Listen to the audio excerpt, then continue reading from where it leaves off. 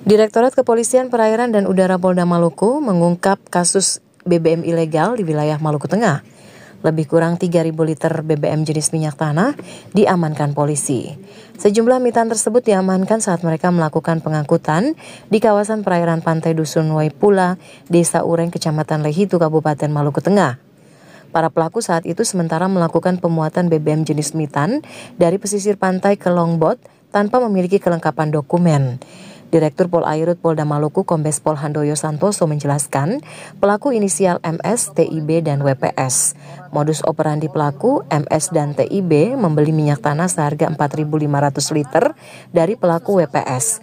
Kemudian dijual kembali dengan harga Rp7.000 per liter ke Dusun Telaga, Desa Luhu, Kecamatan Huamual, Kabupaten Seram bagian Barat.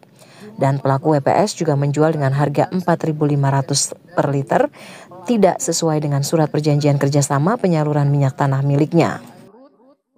Untuk BB-nya kurang lebih 3.000 liter jenis minyak tanah, yang modusnya memang diisi jerigen-jerigen ukuran 5 liter, 20 liter, dan 30 liter.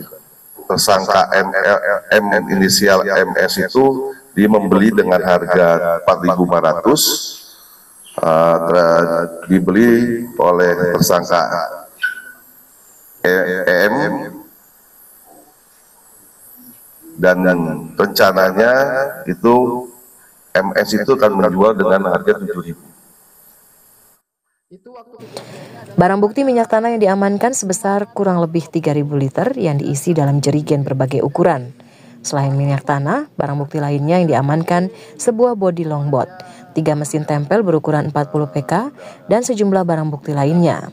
Ketiga pelaku diancam dengan pasal 55 Undang-Undang Migas dengan ancaman hukuman penjara paling lama 6 tahun dan pidana denda paling banyak 60 miliar rupiah.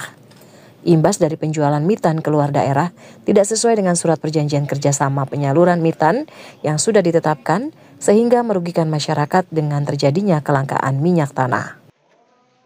Christine Sipahelut Kurniawan melaporkan.